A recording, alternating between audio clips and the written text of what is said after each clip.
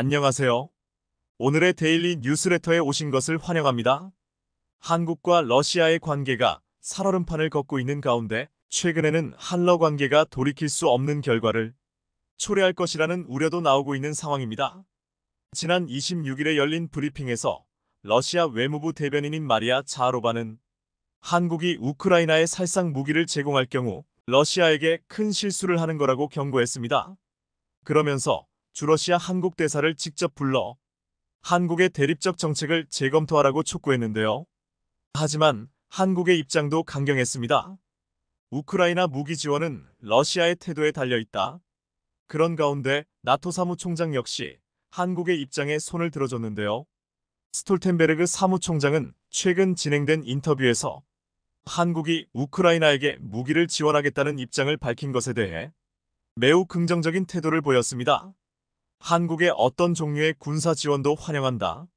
한국은 첨단 방위 산업이 구축돼 있고 고급 역량을 갖추고 있다. 대규모 탄약도 보유하고 있고 이 밖에 우크라이나가 필요한 다양한 것들을 보유하고 있다. 이 전쟁은 러시아가 국제법을 위반하고 이웃 국가를 침공한 전쟁이므로 러시아의 불법 전쟁의 지원도 당연히 불법. 자위권을 행사하는 우크라이나에 대한 지원은 합법이다. 유엔 헌장에도 명시된 권리이다. 우크라이나 지원이 한국이나 나토 동맹들을 전쟁의 당사자로 만들진 않는다. 그럼에도 푸틴은 지속적으로 한국의 우크라이나 무기 지원 가능성에 대해 비난을 퍼붓는가 하면 연일 한국 무기 공급 문제에 대해 비난을 가하며 경고장을 날리고 있습니다. 하지만 사실 이것은 푸틴의 입장일 뿐이지. 러시아 고위 인사들과 러시아 군사 전문가들은 한국을 자극하는 것을 결사 반대하는 상황인데요. 그도 그럴 것이 러시아 군 장교들은 한국의 막강한 무기와 압도적인 군사력을 잘 알고 있는 데다 쓸데없이 한국을 자극해서 진짜로 우크라이나에 무기를 던져줄지도 모른다는 불안감을 받고 있습니다. 러시아가 우크라이나를 침공한 지도 벌써 2년이 지났습니다. 러시아는 우크라이나 전쟁에서 무기가 부족해 북한에서 포탄 500만 발을 조달하고 있는 신세인데요. 게다가 러시아는 미국과 나토 회원국을 중심으로 한 서방 세계로부터 경제 제재를 당하고 있어서 국제사회에서 고립된 상태이기도 합니다. 이에 러시아는 고립을 탈피하고 우크라이나 전쟁을 수행하기 위해 동맹국인 중국과 북한에 손을 벌리고 있죠. 북한 역시 러시아의 군수물자를 지원하는 대가로 핵잠수함이나 정찰위성 ICBM 등 첨단 군사기술을 이전받기 위해 북러 군사동맹 구축에 사활을 걸고 있는 상태인데요. 이제 북한과 손을 잡은 푸틴과 유엔의 대북 제재 문제 따윈 아랑곳하지 않고 북러 조약 체결을 통해 북한과 군사경제 협력을 본격적으로 추진하겠다는 의지를 노골적으로 나타내고 있습니다. 그리고는 지속적으로 한국을 위협하고 있죠. 그러나 한 러시아 군사 전문가가 푸틴의 태도를 지적해 큰 주목을 받았는데요. 한국은 70년간 평화를 바라면서도 전쟁에 대비해 온 국가이다. 한국의 전차는 다른 한국산 무기들과 마찬가지로 그 파워가 이미 입증돼 있다. 이어 시크코프는 한국은 세계에서 알아주는 군사 강국이며 미국의 군사력 평가기관인 글로벌 파이어 파워에도 올해 한국의 군사력이 세계 5위에 올라섰다는 것을 언급했는데요. 그는 이를 역대 최고 순위라고 발언하면서 한국의 자체 군사력뿐만 아니라 무기 거래도 상위권에 포진해 있다고 설명했죠. 실제로 스웨덴의 스톡홀름 국제평화연구소의 IPRI에 따르면 한국은 2018만 2023년 전 세계 방산 수출 시장에서 9위를 차지한 것으로 나타나는데요. 특히 직전 5년 전보다 무기 수출 규모가 무려 74%나 증가한 수치입니다. 게다가 최근에는 미국 해군 장관이 한국의 잠수함을 보고 입을 다물지 못했다는 후문도 들려오는데요. 미 군사 전문지 디펜스 뉴스에 따르면 카들로스 델 토로 장관은 메릴랜드주에서 열린 해군 리그 행사에서 그가 한국 잠수함을 보고 극찬을 쏟아냈다고 보도했습니다. 당시 델 토로 장관은 올해 한국 해군에 인도될 예정인 차세대 이지스 구축함을 둘러봤으며 하나오션에서 건조 중인 잠수함 장보고 3에 대한 설명을 들었다는데요. 저와 제 팀이 한국에 갔을 때 우리는 한국 잠수함의 디지털화 수준과 실시간 모니터링에 어안이 벙벙했습니다. 한국 조선업체의 최고 경영진은 선박이 언제 인도될지 날짜까지 알려줄 수 있었습니다. 델토로 장관은 미국 해군의 무기 조달과 예산을 책임지는 최고의 해군 장관으로 꼽히는 인물입니다. 그런 사람이 한국의 잠수함 역량이 매우 놀랍다는 평가를 내린 것인데요. 실제로 한국산 무기가 세계 시장에서 주목받고 있는 이유는 바로 불가능을 가능으로 바꾼 역사가 존재하기 때문입니다.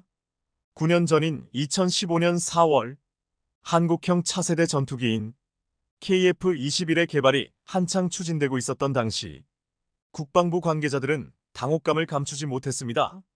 그 이유는 당시 최첨단 전투기에 필수적으로 탑재해야 할 항공용 AESA 레이더 기술을 미국으로부터 이전받을 계획이었지만 미국이 끝내 이를 거부했기 때문이었죠. 그로부터 약 5년 뒤인 2020년 8월 국방과학연구소를 중심으로 한화시스템 등이 참여한 연구팀은 기적처럼 AESA 레이더 개발에 성공하게 되는데요. 이는 미국, 영국에 이어 항공용 AESA 레이더 자체 개발에 성공한 국가가 된 순간이었습니다.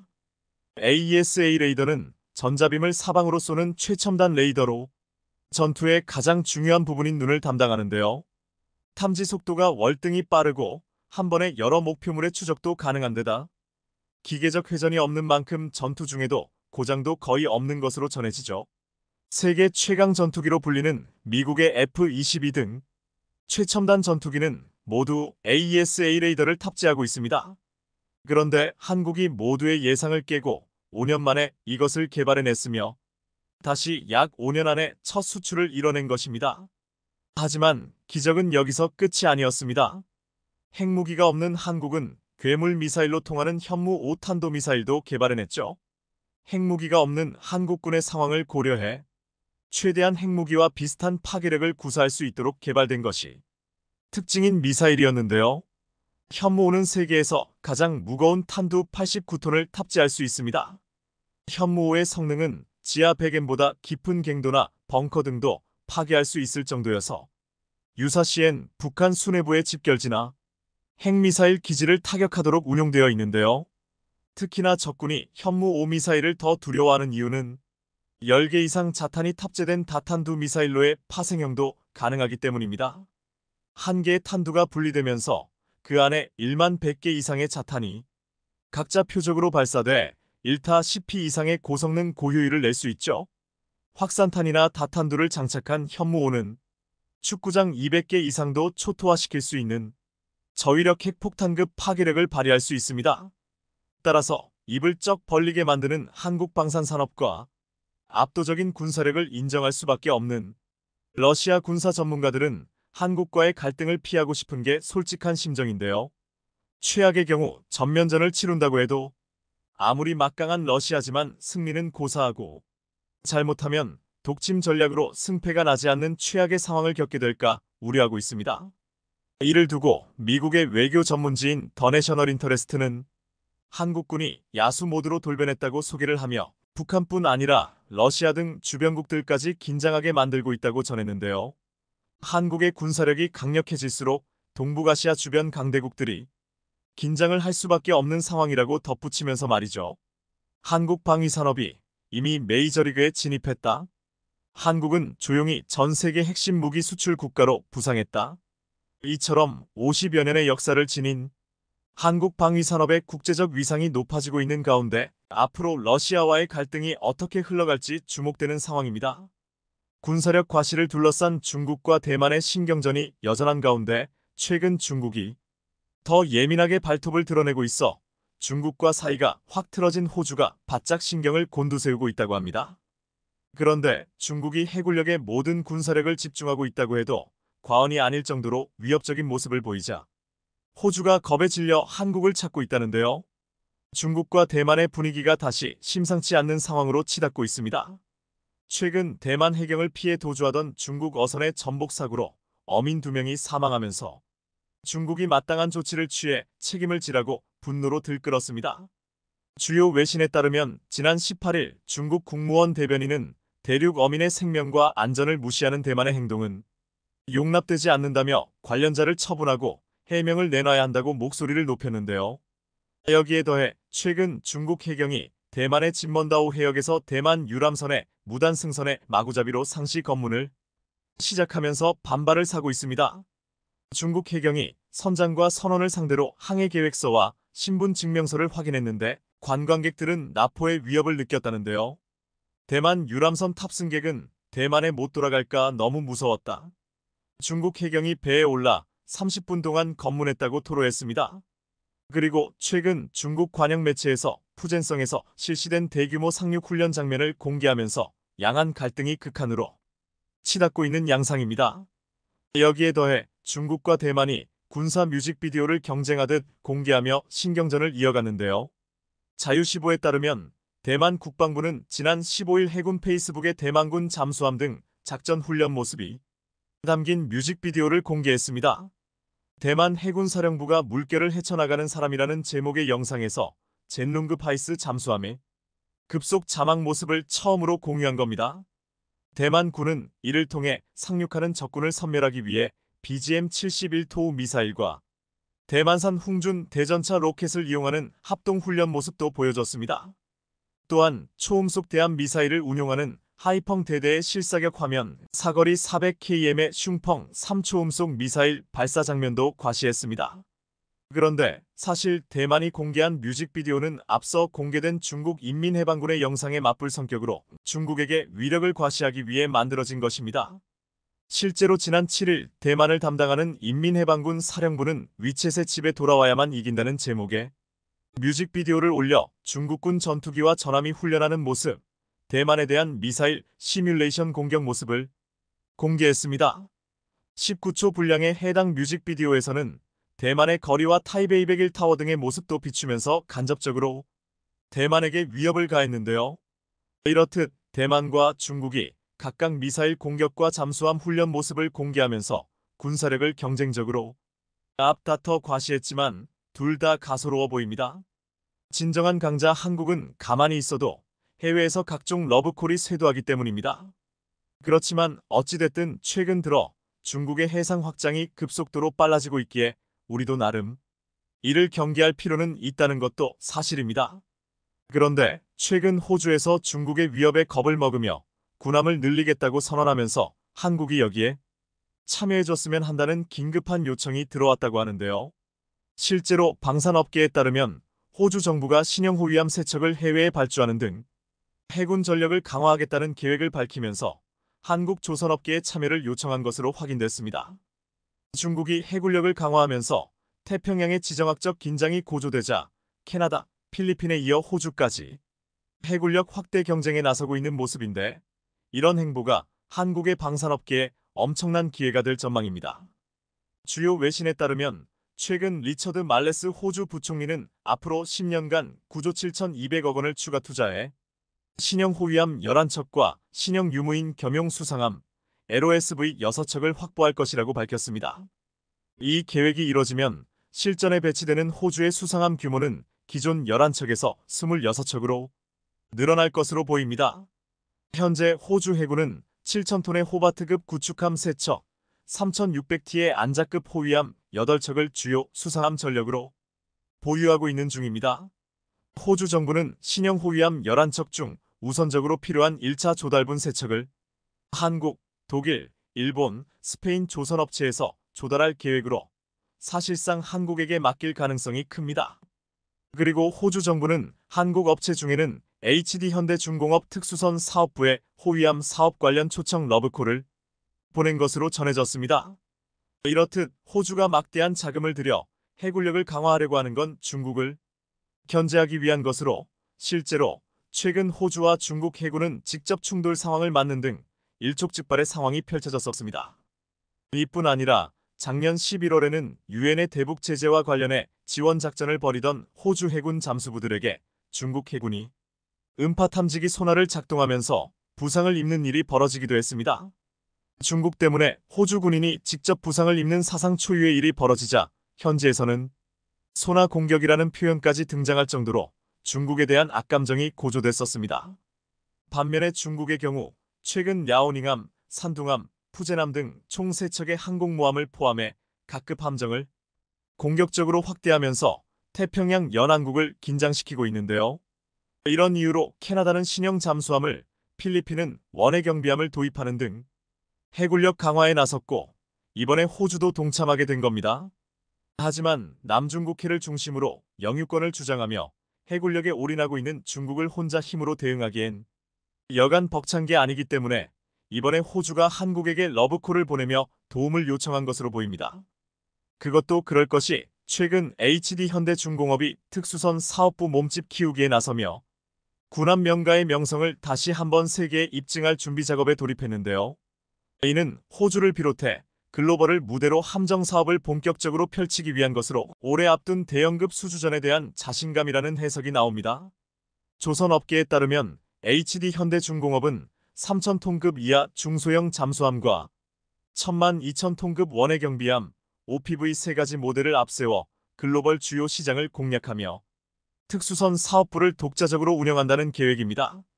올해 매출 목표는 무려 1조 원, 특수선 수주 목표는 9억 8,800만 달러로 정했는데 작년보다 7배가 넘는 목표치를 제시하며 자신감을 드러냈습니다.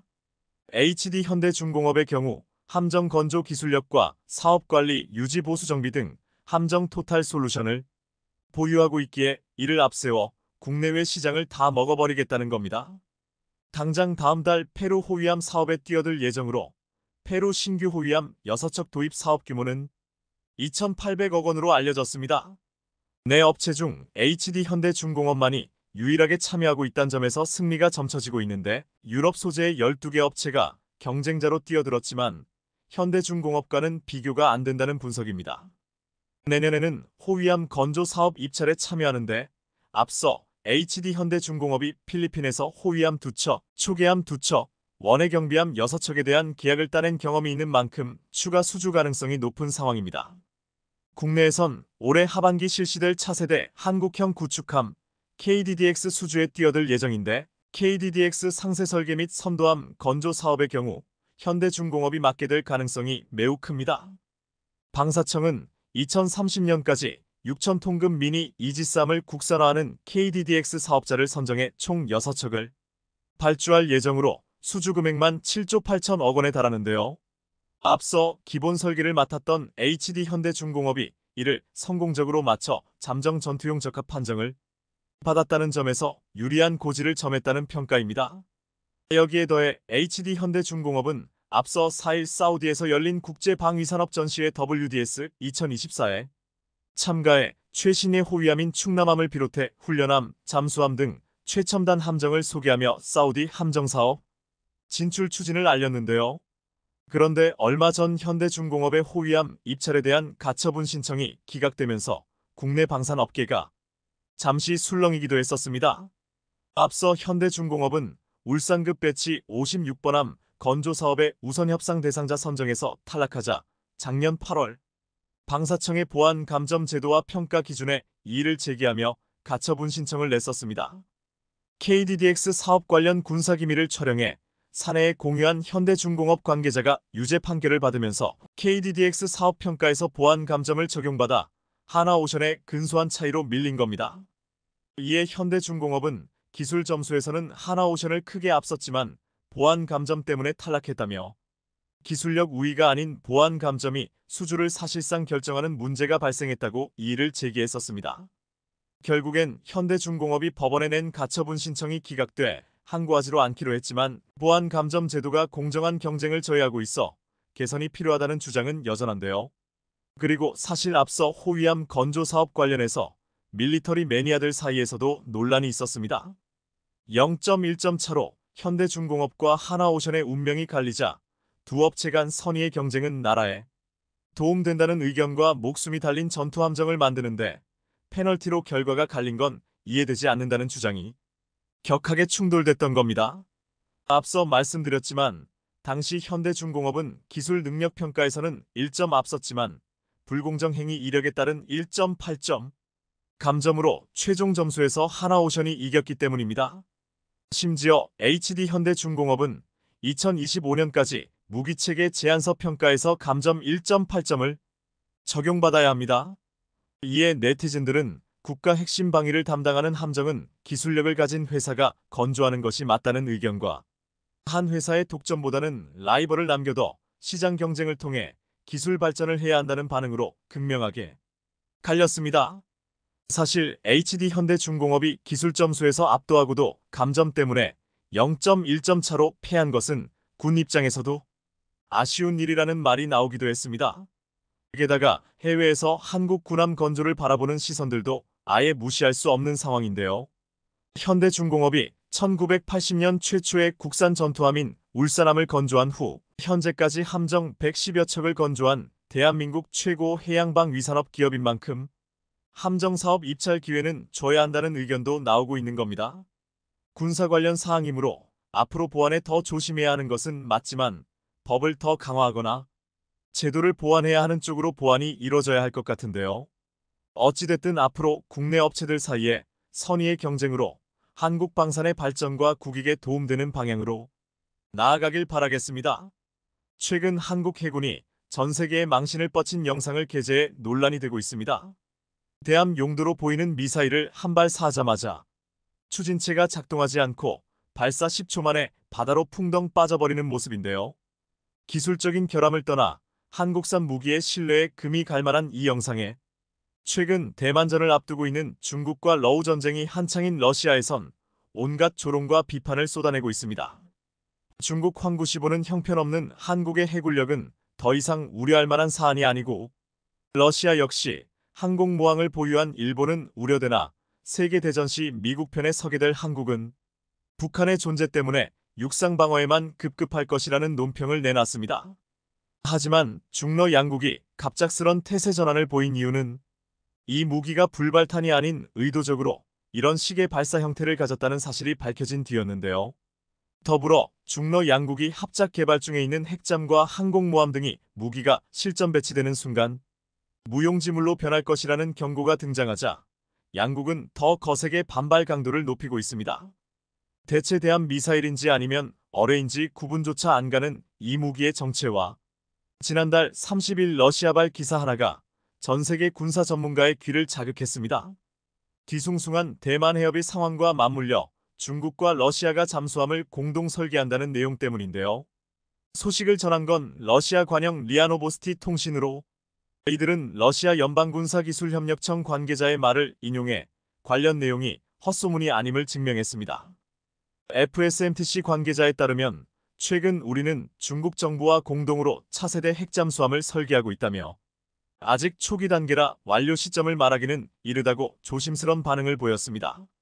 미국을 비롯한 유럽연합군이 해당 뉴스에 반발한 건 너무도 당연했습니다. 잠수함은 해군 전력 중 최첨단 분야로 바다 깊숙한 곳에 숨어있다 적이 상상하지 못할게 기습 공격하는 소위 게임 체인저라 불리기 때문입니다. 최근 대만과 호주 정부가 잠수함 전력 확보에 열을 올리는 이유가 바로 이 때문으로 영국과 프랑스, 러시아, 독일 등 잠수함 선진국들은 잠수함을 수출하긴 하나 가장 중요한 핵심 레시피인 제작 기술을 이전해주지 않고 심지어 최신형 잠수함은 수출 대상에도 올리지 않고 있습니다. 전통적인 잠수함 강국인 러시아는 냉전 시절 골프급, 로미오급 잠수함을 소련 연맹에 제공하며 중국 해군의 전력을 강화해준 적이 있으나 역시 기술 이전은 계렸고 때문에 중국은 잠수함 건조 기술과 관련해 천문학적인 비용을 치러야 했는데요. 다시 말해 중국과 러시아가 차세대 잠수함 공동 설계를 한다는 것은 서로의 패를 공유한다는 말이니 이는 서방 국가에 대한 사실상 전쟁 선포나 다름없었습니다. 하지만 도대체 지금에 와서 러시아가 중국의 기술 이전을 공유하겠다는 이유가 무엇일까? 가장 유력한 추측으로 중국이 러시아가 가지지 않은 잠수함 기술을 가졌기 때문이란 분석이 등장했습니다. 미국 잠수함 전문가 H. I. 서튼에 따르면 중국은 현재 공기부료 추진체계, 즉 AIP 분야에서 러시아보다 앞서 있다며 러시아는 자국군이 운영 중인 라다급 디젤 잠수함에 아직 AIP를 장착하지 못하고 있다고 밝혔습니다. AIP란 디젤 잠수함에 적용되는 기술로 이를 장착하면 정기적으로 금유를 위해 수중으로 가야 하는 구형 디젤 잠수함과 달리 최대 몇 주 이상이나 수면 위로 부상하지 않고 작전을 펼칠 수 있게 되는데요. 연구원은 이어 최신 리튬이온 배터리 잠수함 개발에서도 중국이 러시아를 앞섰다며 각국은 디젤 잠수함의 동력을 리튬이온 배터리로 바꾸려는 노력도 진행 중으로 알려졌습니다. 이는 일본이 세계 최초로 자국 소류급 잠수함을 리튬이온 전지 동력으로 변환하는데 성공한 것보다 앞선 기술일 수 있는데요. 더 큰 문제는 중러 양국의 밀월이 당초 알려진 비핵 잠수함에서 그치지 않고 최강 전력으로 분류된 핵잠수함 영역까지 미쳤다는 사실입니다. 바다에서 무한정 동력이 생산돼 식량과 승조원의 정신건강 문제만 해결되면 이론적으론 몇 년 동안도 자망할 수 있고 때문에 그동안 이 분야에선 양국 간 사이에서도 절대 양보가 없었는데요. 오죽하면 지난 6월 러시아 관세청은 폐기된 핵잠수함을 중국으로 수출하려던 블라디보스토크 현지 기업을 적발하여 그 자리에서 핵잠을 불태움과 동시에 엄격한 군사기밀법을 적용해 법적 처리를 결정한 바 있었죠. 만약 중국이 정말로 대만을 침공한다면 군사 전문가들은 다음 전쟁터가 한반도가 될 수 있다는 무서운 경고를 날렸기에 한국으로선 반드시 이 같은 기술 동맹에 대적할 만한 신무기가 필요한 시점이었습니다. 하지만 최근 중러 양국은 한국이 선보인 새로운 대잠무기의 모습에 매우 당황한 기색을 숨기지 못했습니다. 지난 21년 우리 해군은 6번째 신형 호위함인 2800톤급 포항함을 진수시켰습니다. 이는 1500톤급 호위함과 1000톤급 초계함을 대체하기 위해 건조된 신형 호위함으로 2009년 퇴역한 과거 포항함의 이름을 다시 붙인 것인데요. 이 군함의 진짜 무서운 점은 바로 하늘을 나는 어뢰라 불리는 홍상어들 장착해 작전 능력을 대폭 향상시켰다는 점이었습니다. 대함 미사일인 척 공중으로 발사됐다가 힘없이 추락한 이 미사일은 사실 대함용이 아닌 대잠어뢰였던 셈이었죠. 홍삼어 어뢰가 수중에서 비밀리에 발사하는 일반 어뢰와 달리 적들에게 발각되기 쉽도록 굳이 하늘로 발사하는 이유는 바로 초장거리에 있는 적들을 섬멸하기 위함인데요. 로켓에 장착되어 추진장치에 의해 하늘로 발사된 어뢰가 다시 바다로 들어가 적함을 타격하는 방식이어서 긴 사정거리는 물론 공격력이 일반 어뢰에 비해 최소 수배에서 수십 배에 달하는 것으로 알려졌습니다. 한국방사청에 따르면 최신 중형 잠수함의 가격은 한 척당 5천억 원에 이르지만 이에 비해 최대 20km 떨어진 곳에서 날아올라 적 잠수함 근처로 들어간 뒤 음파로 추적, 격침시키는 장거리 대잠어뢰 홍상어는 18억 원에 불과하다며 높은 명중률만 보장된다면 대잠어뢰 확충으로 중러에 대응하는 게 보다 현명할 수 있다고 말합니다. 참고로 홍상어는 국내 독자 기술로 개발해 2005년 군에 실전 배치된 경어뢰인 청상어에 유도탄을 장착한 무기체계로 전투함이나 헬기 및 해상 초계기 부근에 잠수함만 공격할 수 있었던 청상어에 날개를 달아준 것이라 밝혔습니다. 하지만 2000년부터 12년간 1000억 원의 개발비가 들어간 홍상어는 지난 10년 동안이나 해군에겐 버린 자식이나 다름없었습니다. 운용시험평가에선 4발 중 3발이 명중하여 평가 기준인 75%의 턱걸이로 합격한 정도였고 심지어 해군에 인도된 뒤에도 실사격 훈련에서 목표물을 마치지 못했기 때문에 해군 측에서도 불만이 크게 터져나왔습니다. 하지만 국방과학연구소와 방위사업청은 홍상어의 잠재력이 높다고 판단, 약 3년간의 상세기술 분석을 실시해 품질을 개선해왔습니다. 실사격에서 목표물을 마치지 못한 가장 큰 원인은 물에 들어가는 순간 중력의 최대 300배에 이르는 충격을 견디지 못했기 때문이었고 연구팀은 목표 지점 상공에서 낙하 속도를 줄이기 위해 펼치는 낙하산의 고도를 종전 1km에서 1.2km로 높이며 입수각도 또한 90도에 가깝도록 조정했습니다. 게다가 일부 부품을 내충격성이 우수한 것으로 교체하고 전원을 공급하는 커넥터를 고정시킨 뒤 발사해본 결과 연습탄 한 발을 맞춘 데 이어 전투탄 한 발까지 정확히 명중에 성공했습니다. 종전보다 더 엄격해진 기준을 통과함에 따라 방사청은 이미 납품된 50여 발을 회수한 뒤 개선된 홍상어를 본격적으로 양산하기 시작했습니다. 홍상어의 양산 소식에 중러 양국은 난리가 났습니다. 양산에 들어간 홍상어는 지름 533에 1톤가량의 무게로 종전보다 크기가 줄었지만 엄청난 파괴력은 그대로였기에 특히 목표물 아래 수중에서 폭발하면 폭발 과정에서 생긴 제트 기류로 인해 수상함들에게도 치명타를 안겨다 줄 수 있었기 때문입니다. 무엇보다 홍상어의 본격 양산이 시작된 이래 어디까지 기술 발전이 이뤄졌는지 도통 정보가 나오지 않고 있고 게다가 도대체 얼마만큼 생산이 이뤄졌는지도 극비에 붙여졌기에 주로 잠수함에 의존하는 중러 양국은 감히 동해나 서해에 함부로 해군의 기함을 띄울 수조차 없는 실정입니다. 시험 발사 당시 그저 허술한 불발탄으로 여겨졌던 미사일이 사실 해군 전체를 묶어버릴 엄청난 무기로 밝혀진 마당에 과연 군사 전문가들의 말대로 이들이 한반도를 침공 범위로 설정할 수 있을지 의문이 드는 것도 사실인데요. 하늘을 지키는 KF-21과 지상을 지키는 K9K 이윽표. 이제는 해상을 봉인시켜버린 홍상어 초장거리 어뢰까지. 어쩌면 중러 양국은 한국을 침공하기는 균형, 역으로 한국으로부터 침공을 당하지 않기만을 바라야 하는 상황일지도 모릅니다. 대한민국이 전쟁의 판도를 바꾸는 군사무기 신기술을 개발해 전 세계 방산 업계가 바짝 긴장하고 있습니다.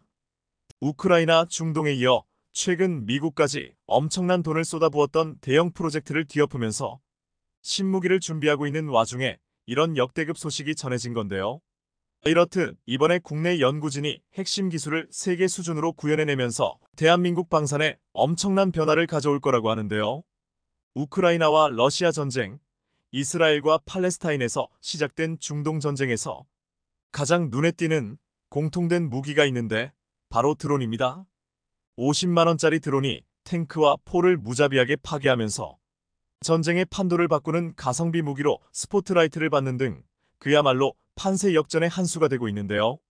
실제로 러시아 군은 우크라이나 군의 무인기에 의한 피해를 가장 많이 입었으며 우크라이나 역시 장기전에서 드론만한 무기가 없다고 판단하고 있는 상황입니다. 이런 이유로 최근 미국도 정찰용 항공기 대신 무인기를 도입하겠다는 계획을 돌연 알리면서 발칵 뒤집어졌습니다. 로이터 통신에 따르면 지난달 미 육군이 급작스럽게 미래 육군 항공의 틀을 바꿀 발표를 하면서 전 세계 방산업계를 놀라게 했습니다. 바로 이전에 퇴역한 OH-58 카이오와 정찰 헬리콥터의 역할을 이어받을 미래 공격 정찰 항공기 FARA 프로그램 중단 결정이었는데요.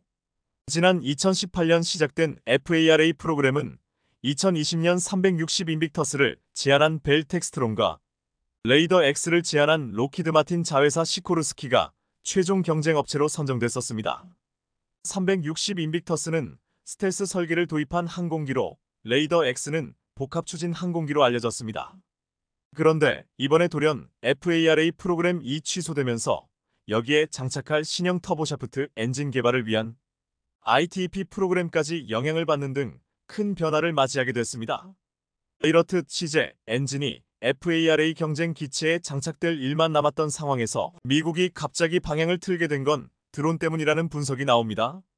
사실 그동안 미 육군은 FARA 프로그램을 진행하면서 비용 문제를 겪었는데 우크라이나전을 통해 무인정찰기의 중요성을 일깨우며 엄청난 가성비에 또 한 번 화들짝 놀랐다고 합니다. 실제로 제임스 레인이 미래사령부 사령관은 미 육군이 FARA 같은 항공 정찰 능력을 필요로 하지만 이전의 카이오 워리어 같은 유인 항공기가 아닌 무인 항공기를 필요로 한다며 이를 위해 무인 분야에 투자할 것이라고 밝혔습니다. 때문에 신형 정찰용 헬리콥터를 도입하려던 FARA 프로그램을 대신해 미 육군이 어떤 무인 정찰기를 도입할지에 엄청난 관심이 쏠리고 있는 상황인데요. 이렇듯 미국의 움직임을 미루어 보아 다가올 미래전의 판세는 드론이 결정지을 거라는 사실을 알 수 있는 대목입니다. 그런데 최근 한국의 연구진이 역대급 대형 사고를 쳤다고 합니다. 21.68%라는 세계 최고 효율을 구현한 반투명 페로브스카이트 태양전지를 개발하는 엄청난 일을 낸 겁니다. 실제로 국내외 학계에서는 대한민국 연구진이 세계 최고 수준이 차세대 태양전지를 개발했다며 난리가 났는데요. 관련 업계에 따르면 한국에너지기술연구원 태양광연구단은 에너지 AI 계산과학실과 협업을 통해 건물 창문이나 텐덤 태양전지에 적용할 수 있는 반투명 페로브스카이트 태양전지의 안정성과 효율을 개선하는 데 성공했습니다. 특히나 이번에 연구진이 개발한 태양전지는 21.68%로 반투명 태양전지 분야 세계 최고 효율을 달성하며 놀라게 했습니다. 여기에 더해 240시간 이상의 작동에도 초기 효율 대비 99% 이상의 효율을 유지해 뛰어난 안정성까지 보였다는 설명입니다. 사실 탄소 중립 달성을 위한 차세대 태양전지 기술의 핵심은 경쟁력에서 우위를 갖는 초고효율화 달성이 매우 중요합니다. 그런데 이를 위해서는 텐덤 태양전지, 창호용 태양전지와 같은 고효율, 다기능성 기술이 필요한데 두 기술에는 모두 효율과 안정성이 우수한 반투명 페로브스카이트 태양전지가 사용되고 있습니다. 그리고 이런 반투명 페로브스카이트 태양전지를 제작하기 위해서는 기존 불투명 태양전지의 금속 전극을 빛을 통과시키는 투명 전극으로 바꿔야 하는데요. 하지만 이 과정 중에 고에너지 입자가 발생해 전공 수송층의 성능이 저하되는데 이를 막기 위해 완충 역할을 하는 금속 산화물층을 만드는 게 일반적인 방식입니다. 그런데 문제는 같은 조건에서 제작된 불투명 태양전지에 비해 전하의 이동성과 안정성이 떨어진다는 점으로 또한 정확한 원인과 해결책도 규명되지 않아 골머리를 앓았었습니다. 이런 난제에도 불구하고 국내 연구진은 반투명 페로브스카이트 태양전지 제작 시 발생하는 전하 이동성과 안정성 저하의 원인을 규명하기 위해 전기광학적 분석과 원자단위 계산과학을 활용했는데요. 마침내 그 결과 전공 수송층의 전기 전도도를 올리기 위해 첨가하는 리튬이온이 완충 역할을 하는 금속 산화물층으로 확산되고 결국 특성을 저하시키는 전자 구조로 변화된다는 것을 규명해낸 겁니다. 여기에 더해 국내 연구진은 원인 규명을 넘어 전공 수송층의 산화 시간을 최적화해 문제를 해결하는 엄청난 성과를 거뒀습니다. 산화를 통해 리튬이온이 안정적인 리튬 산화물로 변환되면 리튬이온의 확산을 차단시켜 소자의 안정성을 높이는 것을 확인했습니다. 그동안 단순 반응 생성물로 여겨진 리튬 산화물이 효율과 안정성을 높이는 중요한 역할을 할 수 있음을 밝혀낸 겁니다. 이번에 개발한 반투명 페로브스카이트는 태양전지는 투명 전극을 사용하는 페로브스카이트 태양전지 중 세계 최고 효율인 21.68%를 기록했는데요. 또 400시간의 장기 보관 조건과 240시간 이상의 작동 환경에서도 모두 초기 효율 대비 99% 이상의 효율을 유지해 효율과 안정성 모두 사로잡은 연구 결과라 발칵 뒤집어졌습니다. 이뿐 아니라 우리 연구진은 개발한 태양전지를 텐덤 태양전지의 상부셀에 적용해 후면의 빛도 활용하는 양면 수광형 텐덤 태양전지를 국내 최초로 제작했습니다. 이에 따르면 제작한 양면 수광형 텐덤 태양전지는 후면에서 반사되는 빛이 표준 태양광의 20%인 조건에서 4단자형 31.5%, 2단자형 26.4%의 높은 기대 효율을 달성했습니다.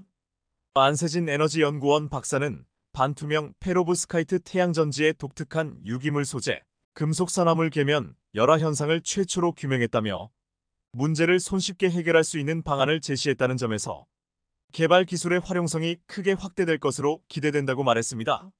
무엇보다 이번 연구 결과가 주목되고 있는 건 태양전지가 군사 분야에서 다양한 곳에 활용되고 있기 때문인데요. 단 일지 무게의 태양전지로 하늘을 날 수 있다면 어떨지 상상도 안 되지만 이러한 상상을 현실로 만들어줄 기술이 태양전지라는 겁니다. 그런 점에서 볼 때 이번에 우리 연구진의 개발 성과가 얼마나 값진 것인지 알 수 있는 대목입니다. 실제로 앞서 ADD는 하늘에 떠있는 해의 빛을 이용해 배터리를 충전, 비행기를 운항할 수 있는 태양전지가 개발되고 있다고 밝히며 군사 분야에서 잠재적으로 N군사 활용될 수 있다는 사실을 보여줬습니다. 국내 방산업계에서는 지난 2015년 구글도 하지 못한 성층권 90분 비행에 성공했다며 한국항공우주연구원의 태양광 무인기가 엄청난 화제를 모았었습니다. 그리고 이 무인기는 실제로 고도 18.5km의 성층권에서 90분 동안 비행하는 데 성공했었습니다. 여기서 더 나아가 착륙하지 않고 365일 하늘을 날 수 있는 무인 정찰기가 개발된다면 기상관 측, 실종자 수색, 불법 어로 감시 등 다양한 분야에서 유용하게 활용될 것으로 기대되는데요. 항공우주연구원에 따르면 현재 개발된 EAV-3 무인기는 태양광 모듈과 배터리가 전체 기체의 60%를 차지하고 있습니다. 이는 비행 동력을 결정짓는 부분으로 장기 비행 능력의 핵심이라고 할 수 있습니다. 따라서 태양광 모듈과 배터리의 무게 대비 효율을 높이는 것이 고고도에서 오래 비행할 수 있는 중요한 열쇠로 꼽힙니다. 무게 대비 효율이 높아진다면 같은 전력으로 더 오랜 시간 비행할 수 있고 줄어든 무게만큼 배터리를 늘려 에너지 공급을 더욱더 안정적으로 할 수 있기 때문입니다. 실제로 현재 국내 연구진이 무게 일지 이하의 초경량 태양전지 기술을 개발하고 있는 중인데 기존 단결정 실리콘 태양전지를 유연 태양전지로 대체한다면 비행 시간을 급격하게 늘릴 수 있을 것으로 보입니다. 태양전지 무게가 무인 비행기의 비행 시간과 직결되는 만큼 고효율과 가벼운 무게 두 마리 토끼를 모두 잡은 태양전지 개발이 그 무엇보다 중요해 보이는데요. 지금도 괄목할 만한 성과를 내고 있는 국내 연구진이 조금만 더 애써준다면 대한민국 방산업계가 전 세계 방산 시장을 휩쓰는 건 시간 문제로 보입니다. 그리고 벌써부터 대한민국 무인기가 변화의 조짐을 보이는 등 이번에 개발한 기술로 인해 많은 부분이 기술적으로 더 개선될 것으로 기대되는 상황입니다. 작년에 우리 국방부는 드론작전사령부 설치와 임무 수행의 법적 근거를 담은 드론작전사령부령을 제정하고 공포하면서 한국형 드론 대응 시스템 구축에 나섰는데요. 전장의 변화에 맞춰 한국군이 드론을 적극 활용하는 체계적이고 효율적인 작전이 필요하다는 필요성에 따라 변화를 꾀한 겁니다. 가장 중요한 임무는 북한의 무인기 침투 등 상황이 발생하면 공세적으로 대응하는 것으로 이를 위해 우리 군은 스텔스 무인기, 자폭 드론을 실전 배치했습니다. 소형 스텔스 무인기는 강원도 동부전선 지역에 배치됐으며 최근 저가형 소형 정찰용 무인기 100대도 제작해 드론작전사령부에 인도했다고 합니다.